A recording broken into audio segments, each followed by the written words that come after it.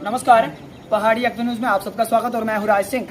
आज हम पंचायत ठाकराकोट में हैं और हमारे साथ एक्स सरपंच केवल सिंह जी हैं और यहाँ पंचायत ठाकराकोट के एक्स सरपंच मोहम्मद शफी जी हैं और यहाँ के ही एक्स पंच शौकत जी हैं, सेवा जी हैं, नायब सरपंच मुबारक जी हैं और बाकी यहाँ के स्थानीय लोग। जैसे कि आप जानते हैं, पिछले कुछ दिनों से जो सैलाब की आपदा जो है पूरे जम्मू कश्मीर की तरह ठाकराकोट पर भी भारी पड़ी है और काफ़ी ज़्यादा नुकसान जो है ठाकराकोट में हुआ है। लेकिन कई बार हमने अपने चैनल के माध्यम से दिखाया कि यहाँ पर रोड धंस गए, यहाँ पर लोगों के मकान का नुकसान हुआ, फसल का नुकसान हुआ, पर उसके बावजूद भी जिला रियासी की एडमिनिस्ट्रेशन का कोई भी आदमी ठाकराकोट के अंदर नहीं पहुँचा। आज पहली बार सरपंच साहब यहाँ पहुँचे हैं और ये सारे लोग इकट्ठा हुए हैं, इनसे बातचीत करना चाहेंगे। सबसे पहले तो सरपंच साहब आपका स्वागत है हमारे चैनल में और आपसे जानना चाहेंगे कि जैसे पूरे जम्मू कश्मीर की तरह यहाँ ठाकराकोट में भी काफ़ी नुकसान जो है हुआ है और आप क्या कहना चाहेंगे एडमिनिस्ट्रेशन से? पहले तो मैं शुक्रिया करूंगा आपका और ख़ासकर ठाकराकोट के लोगों का। आज मैं कल भी आने की कोशिश कर रहा था, जहाँ बहुत बड़ा स्लाइड हुआ है वहाँ से हम क्रॉस नहीं हो पाए, वहाँ तक मैं कल भी आया था।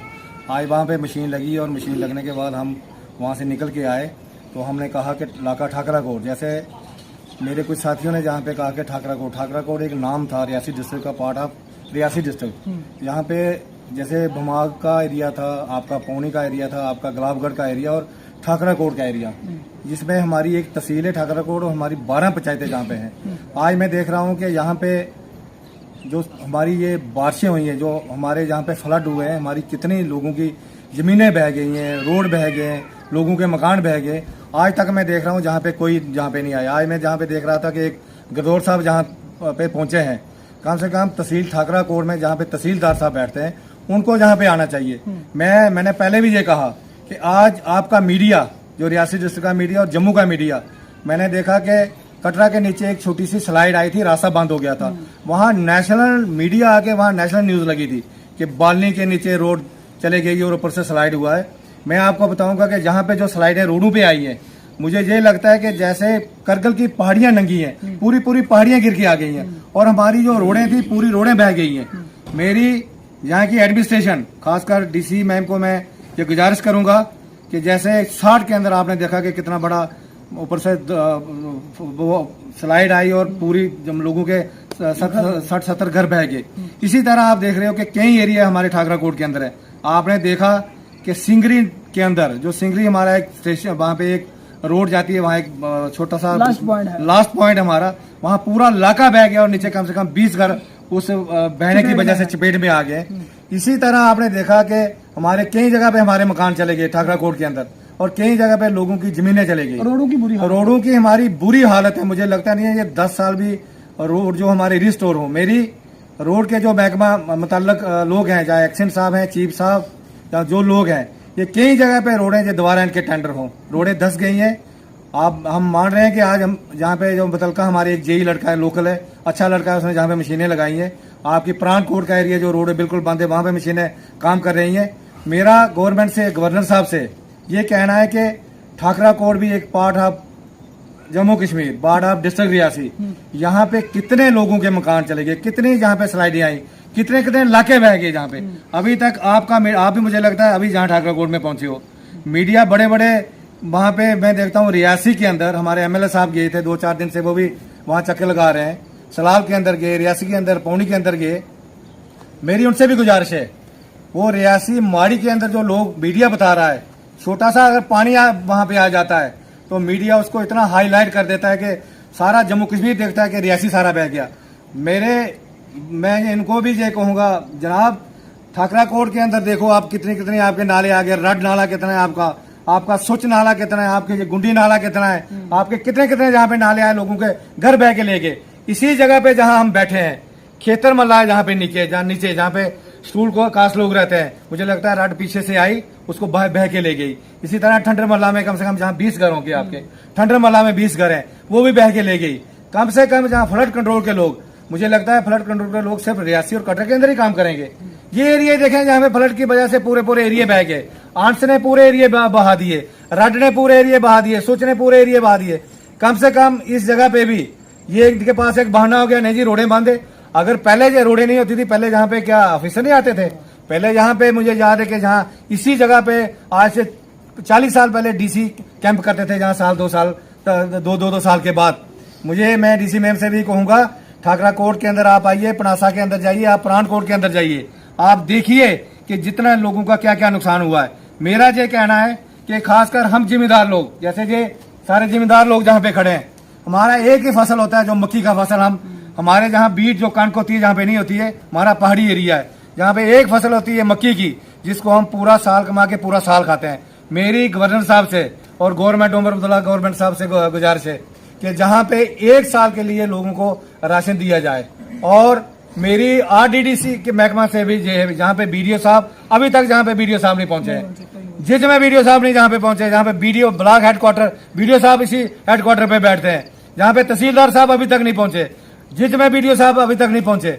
जहाँ पे मैं कहता हूँ कि जो महकमा आप डंगू में देते हो पैसे, आप किसी टैंकी बाथरूम के लिए देते हो, आप किसी ऐसे एमए पैसे दे देते हो। जिम्मेदार जो लोग हैं हमारे, इनको कम से कम जैसे लैंड लेवलिंग के लिए पैसे होते थे 10,000 20,000 एक जिम्मेदार को दिया जाता है। मैं कहता हूँ चेक इनकी पूरी वेरिफिकेशन करके दे के, जिन लोगों की जमीनें खासकर पहाड़ी एरिया में जो जमीनें ये बड़ी बड़ी आड़े होती हैं, ये पूरी की पूरी बह गई हैं। कम से कम इन लोगों को 50,000 रुपया लाख रुपया अपनी जमीनें ये इनको दोबारा रिस्टोर करें और दोबारा ये डंगे चढ़ाएं, खंडे जिनको हम बोलते हैं, चढ़ा के। और मुझे लगता है 10 साल तक हमारी जमीनें रिस्टोर नहीं हो सकती हैं। और हम लोग फसल के लिए हम लोग, मुझे लगता है कि आने वाले 10 साल हम भूखे मरेंगे। मेरी गवर्नर साहब से और मेरी यहाँ के एमएलए साहब से भी गुजारिश है, जनाब आप पुणे में जा रहे हो, आप प्रियासी में, सलाल में, ठाकरा कोट एरिया में भी चक्कर लगाओ। जहाँ भी देखो कितने कितने नाले और कितने आफते लोगों पे आए, लोगों के घर बह गए, उन लोगों को कंबल और इमीडिएटली टेंट दिया जाए, उनको राशन दिया जाए। ये मेरा कहना है। मैं फिर आरडीडी के महकमे को ये कहूंगा कि जहाँ पे सर राशन की आपने बात की, यहाँ पर पिछले 20 दिनों से ये रोड डिस्कनेक्ट हो गया है और पिछले 20 दिनों से लोगों के यहाँ दुकानें गिनी, और पिछले 20 दिनों से ये रास्ता जो है डिस्कनेक्ट हुआ है, उसकी वजह से दुकानों के सामान खत्म हो गया, लोगों के पास खाने पीने के लिए राशन भी नहीं है। जनाब आला, मैं आपकी बात मान रहा हूँ, मैं भी इधर बैठा हूँ आपके साथ, मैंने मक्की खाई है इधर।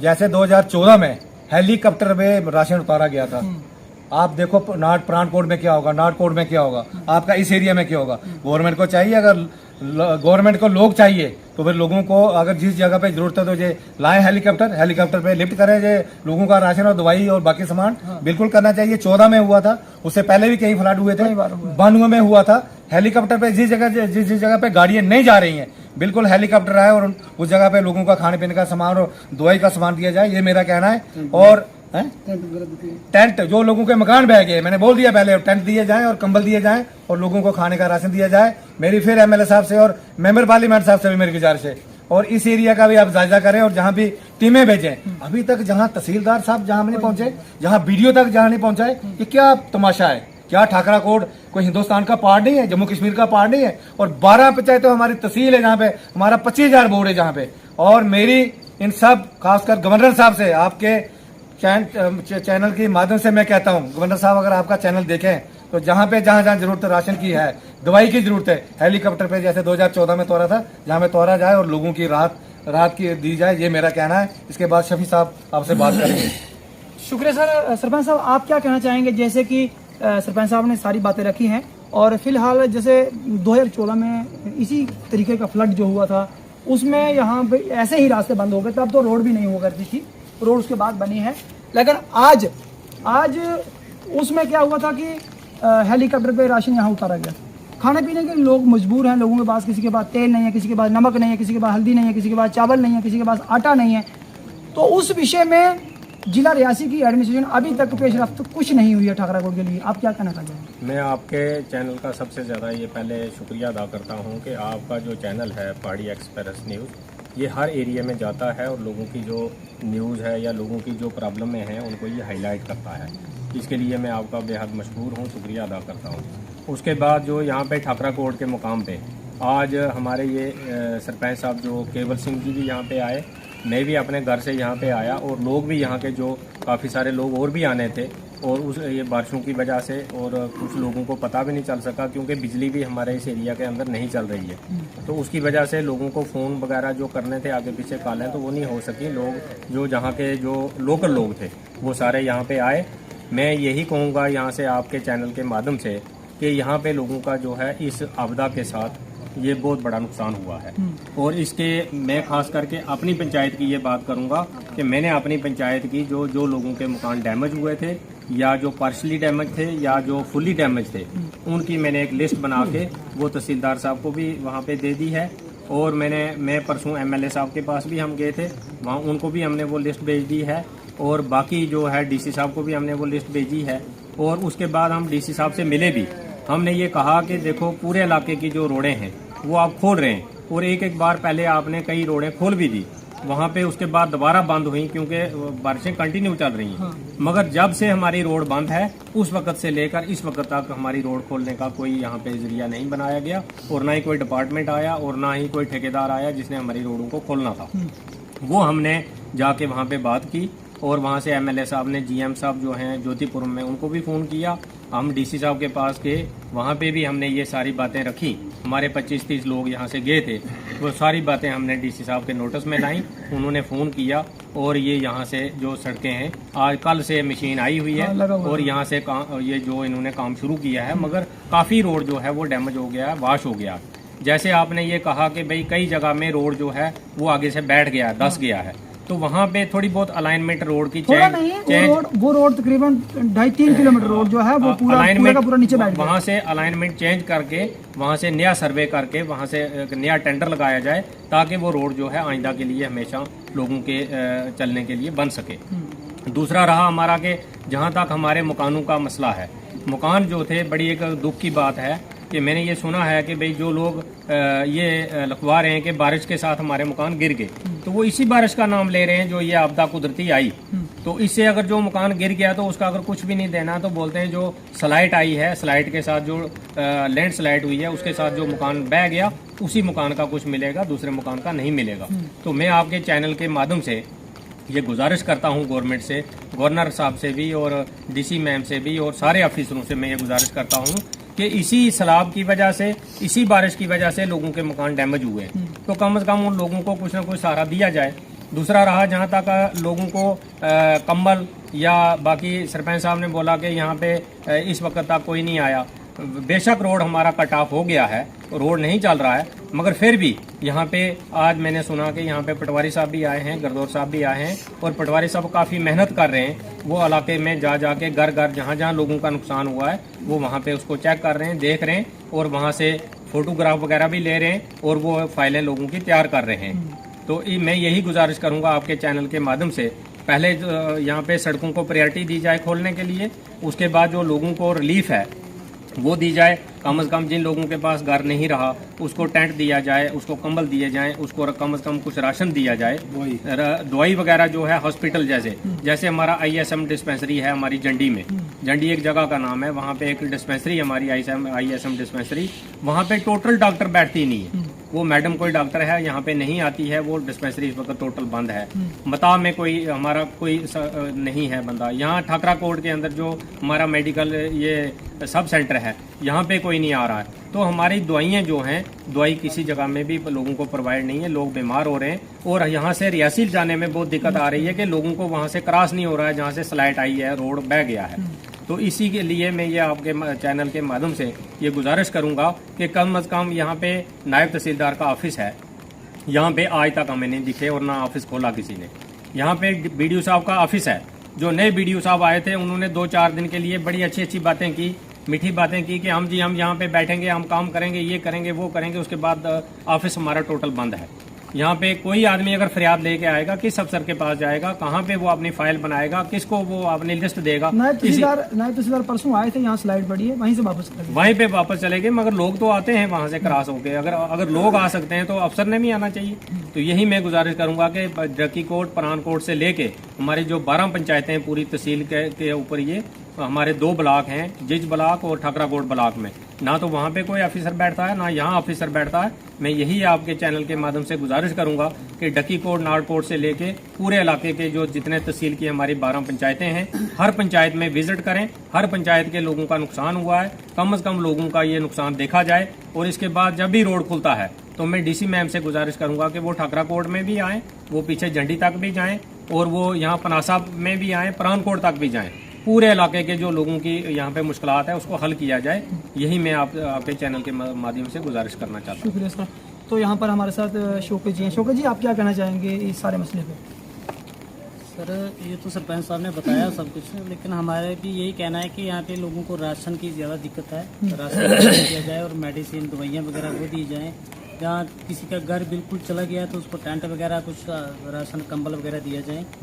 तो बाकी रोड शोड तो वो लगी है मशीनें, लेकिन रोड डैमेज है, उसको भी अच्छा ठीक करवाई जाएगी ताकि गाड़ियाँ चल पाएँ उस पर, क्योंकि गाड़ियाँ चलना तो हमें लगता है मुश्किल ही होगा उस पर कैसे चलानी है। शुक्रिया, बस।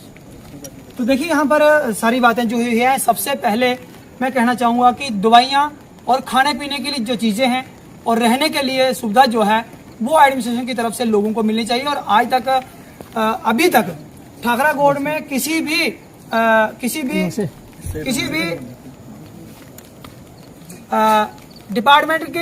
भी डिपार्टमेंट से एडमिनिस्ट्रेशन का कोई भी आदमी ठाकराकोट के इलाके के लोगों की हालत जानने के लिए, पूछने के लिए नहीं पहुंचा है। आज ये सरपंच साहब जो हैं यहाँ पर पहुंचे हैं और हम तो दिखाते रहते हैं कहाँ पर क्या क्या हुआ है। सरपंच साहब कल भी आए थे ठाकराकोट में।